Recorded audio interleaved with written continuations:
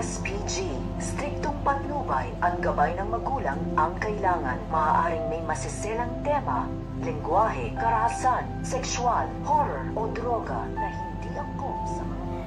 So guys, napabago nga nito ni Giselle ang isip ng mag-ama nga Eric at ito ang si Justine na magbalik dito nga sa US. At ngayon ikinagulat naman ito ni RJ kung bakit inilagay sa finance department at head pa nga ito nga si Eric. So at hanggang ngayon ay wala nga tiwala ito.